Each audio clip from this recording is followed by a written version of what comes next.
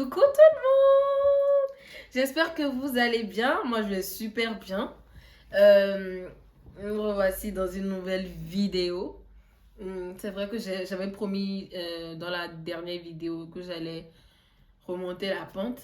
Mais là, trop, trop de pression, trop de choses à faire. Il y a les cours, le travail, les projets à côté, trop de choses. Et franchement, voilà quoi, ça me prend trop de temps. Mais bon, je pourrais filmer quand je pourrais. Donc là, nous sommes là pour une nouvelle vidéo. Et ça parlera de quoi? Comme vous allez le voir dans le titre, il s'agit d'une vidéo révélation de confession de ma communauté. Voilà, j'avais demandé à ma communauté depuis... Bon, là, on est dans une nouvelle année, donc je vais dire depuis l'année passée. J'ai demandé... j'avais fait un F3, je sais pas si tout le monde connaît, mais j'avais fait un F3 et j'ai demandé à certaines personnes, bon, à ma communauté, surtout les plus proches, ceux qui ont mes réseaux sociaux et mes contacts, me révéler en anonymat certaines confessions qui étaient un peu douloureuses ou cachées que personne ne savait, genre de leur vie et tout. Certaines personnes ont joué au jeu. Et voilà, je tiens à dire que je ne suis pas censée savoir qui s'est confessé. Donc, ce que je vais faire, c'est lire ce que ces personnes ont écrit, dire ce que je pense et donner si possible des conseils. Moi, je suis pas encore une grande-mère ou un aïeux pour donner des conseils, mais du peu que moi j'ai déjà vécu, je vais me permettre de donner quelques conseils. Et si vous voulez, dans les commentaires, vous pouvez dire par rapport à cette confession, vous pouvez citer. Moi, je pense que si, ça, moi, je peux conseiller que si, ça. J'espère vraiment que vous allez jouer au jeu. Donc, nous allons débuter dans la suite de la vidéo.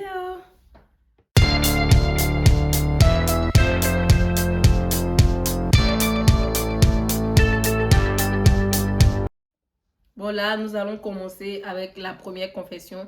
Je sais pas, mais je crois que je vais mettre les confessions là, juste en haut là. Je sais pas où. Et si je peux, hein, au moment du montage. Donc, nous allons débuter. 1. J'ai 19 ans et je n'ai jamais eu de copain. Avec un smiley tout triste. T'es triste parce que t'as 19 ans, t'as jamais eu de copain et tout. Et bah, moi, je dirais que bah, il n'est pas encore trop tard pour avoir quelqu'un dans sa vie. Tu n'es pas encore vieille. Mais c'est vrai que ça peut être frustrant parce que dans notre génération et tout, déjà à un certain âge, il y a certaines filles qui sont déjà convoitées et tout ça. Et elles ont déjà des copains, tout ça. Moi aussi, à 19 ans, j'avais un copain. Ça, je vais le dire. À 19 ans, j'avais un copain. J'avais un copain ou je croyais que j'avais un copain, je sais pas. Bref. Donc, c'est vrai que oui, à cet âge-là, bon, même avant ça, tu vois tes copines, elles sont convoitées et tout, elles ont des copains et tout. Ça peut frustrer. Mais bon, moi, je te dis, c'est pas la course, hein. C'est pas la course. C'est vrai que ça va. Vu ton smiley, ça va te frustrer. Il n'y a rien à faire en fait. Mais genre, je te conseillerais de prendre ton mal en patience si c'est vraiment un mal en patience. Parce que moi, je ne trouve pas ça comme un mal en patience. Moi, je trouve juste que ça te permet de te préparer, de grandir un peu avant voilà, avant de te lancer dans une relation et tout. Et si tu es chrétienne, sache que bah c'est pas encore grave, hein. C'est pas encore grave parce que même on sait dans cette génération ce que ça implique d'être en couple, on sait donc tu te prépares parce que le célibat aussi c'est une grâce, c'est un bon moment de préparation et tu apprends à connaître Dieu et tout ça. Je sais pas si tu es chrétienne ou si tu as une autre religion, je sais pas, mais voilà. Deuxième confession, j'ai pris un toffee contenant je crois que c'est un truc, en tout cas sûrement un stupéfiant. Et le toffee, c'est une gourmandise, je veux dire, qu'on fait au Bénin. Je sais pas si on fait ça dans d'autres pays en Afrique, mais on fait ça au Bénin à base de lait. Et apparemment, ça contenait de... Moi, je sais pas ce que je vais te dire, mais bon, il faut doser un peu de quand même, un peu de quand même. Moi, je ne juge pas, mais il faut doser. Prochaine confession. Je suis fan de ma cousine. Pardon? Laissez les cousines en paix. Laissez les cousines en paix. Comment tu es fan de ta cousine? Yakwe, tu es fan de ta cousine comment? Hein? Il faut sciencer et te remettre en question et passer ton chemin. Il n'y a pas de cousine ici. Prochaine confession. J'ai déjà goûté des crottes de nez plus jeunes. Qui a essayé aussi? Ça, je crois que on est plusieurs où je vais dire beaucoup à avoir faire ça. Je crois, je sais pas, mais quand on est petit, est-ce qu'on se rend compte de certaines choses? On veut savoir, genre ça quel goût, si, ça. Mais moi, je crois que la plupart des enfants l'ont déjà fait, moi, je crois. Si vous êtes d'accord, vous pouvez le mettre dans les commentaires, je sais pas. Ou s'il y a quelqu'un parmi nous qui ne l'a jamais fait, ben voilà, que la personne le dise dans les commentaires. Mais prochaine confession. J'ai pété dans ma main et j'ai senti. J'ai dit de donner des confessions, pas venir amuser la galerie en fait. Tu as pété dans ta main et tu as senti. Je ris, mais je crois que beaucoup de personnes l'ont déjà fait. En tout cas, moi je l'ai déjà fait quand même. Surtout quand tu manges des trucs vraiment. Mais quand tu sens le pays, tu sens que c'est chaud là-bas, là. Tu sens que l'odeur qui va sortir là, non. C'est grave. Mais c'est pas ça que j'ai demandé. Des trucs qui sont vraiment top, top. Voilà. Et à la prochaine confession. Coucou. Alors, j'ai été abusée sexuellement par mon oncle que mes parents hébergeaient pendant ma jeune enfance. En parenthèse, 4-5 ans. Dieu merci, j'ai été restaurée.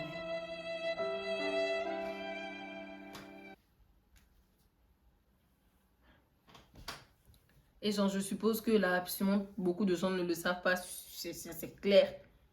C'est clair et cette personne s'est libérée, voilà, dans mon F3 et tout. Attendez, je sais qu'il y a des parents qui me suivent, ça, je sais ça. Il y a des parents qui me suivent. Vous voyez ça? C'est vrai que oui, on veut être gentil et accueillir des personnes chez soi. Ça, oui, il y a des gens qui le font. On veut être gentil, on accueille des personnes. Voilà. Mais, vous voyez, il faut faire très attention. Quelqu'un qu'on hébergeait, qui abusait sexuellement d'une petite, de leur petite, ça peut bien être aussi un garçon. Et c'est vice-versa. Ça peut être un garçon, l'enfant, et ce sera la tante ou une tata ou je sais pas quoi qui abuse sexuellement de ce dernier. Donc, les parents qui me suivent, faites très attention. Genre, oui, vous voulez aider et tout, mais il faut savoir mettre les limites entre vos enfants et les personnes que vous accueillez. Parce que, en tout cas, pour moi, ma part, moi, mon papa, il n'a jamais accepté qu'on soit trop en contact avec des personnes qui soient tout le temps avec nous et tout ça. Voilà, donc, chers parents, revoyez ça. Et si elle dit que Dieu l'a restaurée, ça veut dire qu'elle a eu un traumatisme. Et si c'est qu'elle est en couple ou qu'elle le sera plus tard, ça va jouer sur son couple. Parce que si c'est que elle a un traumatisme, c'est sûr que... Voilà quoi. Et elle dit que Dieu l'a restaurée. En tout cas, on espère vraiment qu'elle a été restaurée, qu'il y a un bel homme à ses côtés pour l'aider à passer cette étape et vivre avec. En tout cas, on t'envoie tout plein de bisous. Et on prie que Dieu te restaure davantage. Prochaine confession. Relation de 5 ans et une autre faisait 2 ans dedans. Bref, il m'a toujours trompée durant les 5 ans. Là, je suis partie. Ce type de relation, j'ai l'impression que plusieurs personnes ont déjà vécu ça. Voilà, certaines personnes ont déjà vécu ça, ce genre de relation. Et là, elle a dit qu'elle est partie. Et je crois que c'est l'attitude que tout le monde doit avoir. Toutes les personnes confrontées à ça doivent avoir. Il y a des personnes qui ne partent pas, qui restent là, ils gardent ça en eux et ils vivent dedans, ils pardonnent, ils vivent dedans. Mais il y a d'autres aussi qui ne disent rien, qui ne quittent pas la personne, mais qui restent dedans, la relation devient toxique, et on vit comme ça. Et après, boum, un matin, le gars, il vient, il te jette comme si c'est toi le problème. Oh, c'est lui qui a débuté. Ça, on sait. Elle a dit qu'elle est partie. Et moi, je crois que c'est la meilleure solution. Qu'elle parte. N'attendez pas. N'attendez pas. Ça, même, c'est juste une affaire de quelqu'un a fait un tel nombre d'années dans toi, toutes les années. Du moment où vous apprenez une fois, vous n'êtes pas marié, une fois que la personne vous a trompé, et mes chers ou bien mon cher, il faut se barrer. C'est mieux. C'est mieux. C'est trop mieux. Il faut se barrer parce qu'après, là, on fait comme si c'est toi le problème et tout, mais c'est toi qui as débuté, si, ça. Et voilà, c'est pour ça que les gens ont bêtement en dépression et tout. Donc, il faut se barrer. Voilà. Prochaine confession. Pour me quitter, le mec m'a dit que c'est Dieu qui lui a dit, en mode Dieu m'a dit de te quitter. Dieu m'a dit de te quitter. Et donc vous, cette histoire de Dieu m'a dit là, vous l'utilisez dans les deux sens. Dieu m'a dit que c'est toi ma copine, Dieu, et c'est toi ma femme. Dieu m'a dit que c'est toi, c'est toi, c'est toi. Donc encore Dieu m'a dit que c'est toi, genre que de te quitter. Mais on est où là en fait? Quand tu es dans de prendre, Dieu dans de choisir, Dieu ne t'a pas dit non, ça c'est pas un bon choix. Si tu es trop spirituel, tu es trop Dieu. Mais à un moment, assumez et dites, je ne veux plus de toi, mais c'est quoi une affaire de Dieu? Vous qui utilisez le nom de Dieu dans les affaires là? On va arracher votre bouche une fois, vous allez être d'accord. Mais c'est quoi ces bêtises là? En tout cas, ma belle, j'espère que tu as bien cuvé ce gourmet là parce que franchement, prochaine confession. J'ai plusieurs fois voulu me tuer à cause de mon entourage. Te tuer à cause de ton entourage. Ça veut dire que c'est grave. Ça veut dire que c'est grave. Et moi, je comprends, hein, je comprends. Voulu te tuer à cause de ton entourage, je comprends. Que ça peut passer, ça peut te passer, genre en tête et tout, tu peux penser à ça et tout. Mais bon, moi, ce que je te conseille, c'est de mettre tout dans les mains de Dieu, de prier, de vraiment prier. Ce que je te conseille, c'est de vraiment prier et de parler à ces personnes-là, ou même de t'éloigner des personnes qui te... De t'éloigner des personnes. Moi, là où je suis, là, j'aime trop ma tranquillité et ma paix intérieure. Si ça devient autre chose, tu t'éloignes de ces personnes, tu pries. C'est Dieu seul qui peut rester l'ami fidèle, peut rester le meilleur entourage, peut rester la meilleure personne qui ne va jamais te décevoir. Donc, voilà, c'est ce que moi je peux te conseiller. Prochaine confession. J'ai vu ton mec et il est grave attirant, surtout physiquement. T'es chanceuse. Attendez, où vous passez pour trouver les trucs comme ça ou bien pour créer les choses comme ça? Je t'ai dit, fais-moi une confession et tout, donc tu me parles de j'ai vu ton mec et tout. Vous êtes des ouf. Vous êtes des ouf. Je sais pas si la personne parlait sérieusement, mais là, vous êtes des ouf. Prochaine confession. Je souhaite juste que mes parents puissent m'aimer et me traiter au même titre d'égalité que mes soeurs. Les parents, encore une fois, les parents. Hey. Si vous voulez qu'à la longue, moi j'ai toujours dit, comme, moi je ne sais pas si c'est difficile d'être parent, je sais pas, je suis pas parent. Mais si moi j'ai des enfants, je saurais comment les aimer pour, pour, pour recevoir cet amour en échange, surtout dans le long terme. Et après plusieurs années, parce que c'est pas quand ils sont petits et tout. Il y a après. Et après, si vous voulez que vos enfants vous traitent et qu'ils vous honorent, il faut le faire, genre, il faut commencer.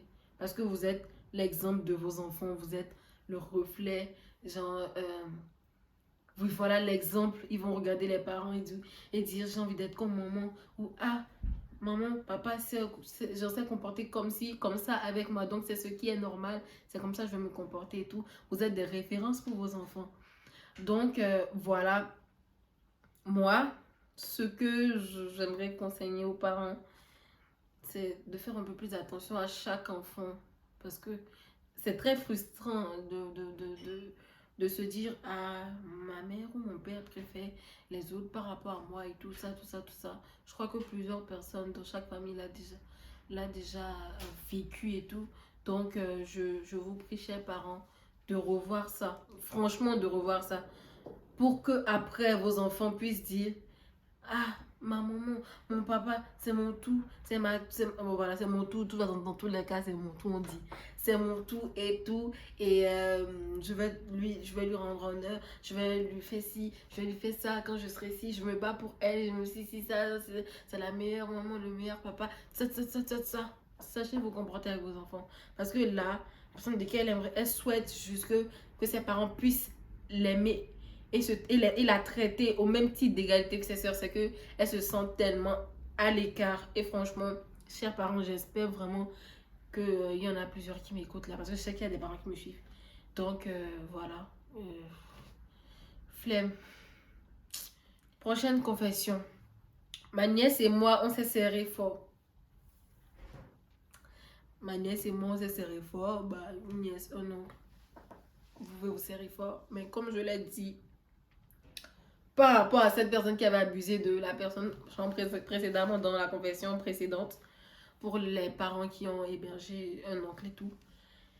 Toi, tu dis, ma nièce et moi, on s'est serré fort. Serré fort dans quel sens? Oui, on comprend, oui, tu serres fort.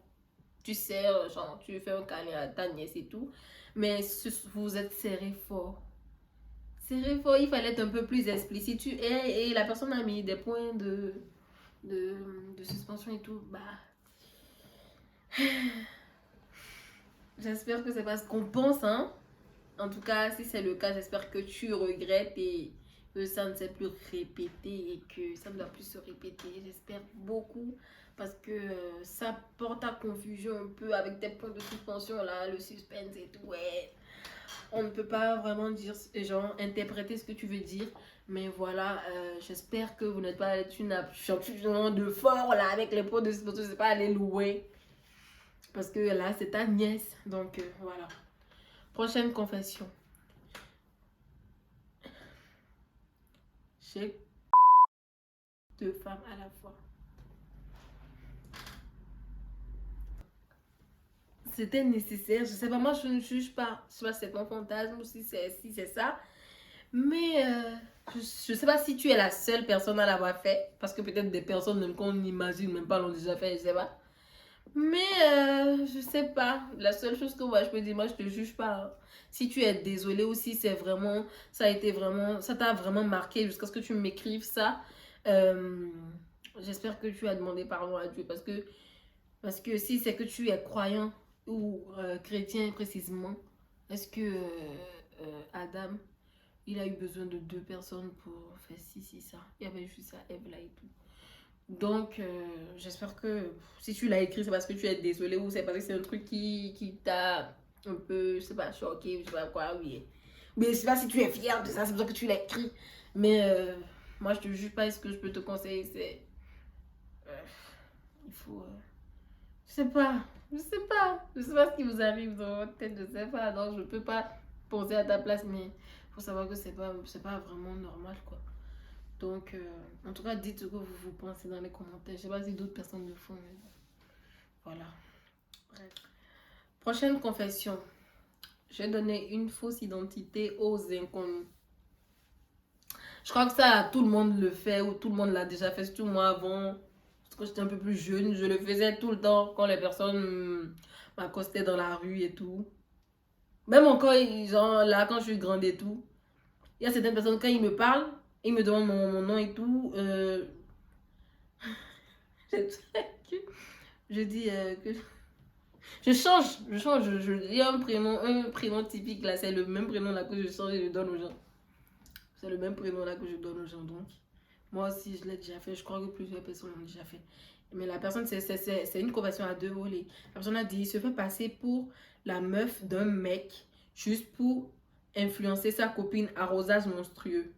Tu sais que c'est monstrueux ce que tu as fait et j'espère vraiment que tu es vraiment désolé pour ça. C'est pour ça que tu t'es confessé. J'espère que tu es désolé et que ça va plus se répéter. En tout cas, ce que moi je te conseille, c'est que déjà si tu reconnais que c'est pas bien ce que tu as fait, bah ça va. Donc là, ça veut dire en gros que toutes les personnes, comme j'ai dit que c'est une vidéo confession, vous êtes confessés. Donc ça veut dire que vous n'êtes pas fier de ce que vous avez fait donc, ou de ce que vous avez subi ou voilà tout ça quoi. Donc félicitations, c'est déjà un grand pas. Prochaine confession. C'est qui ton premier amour?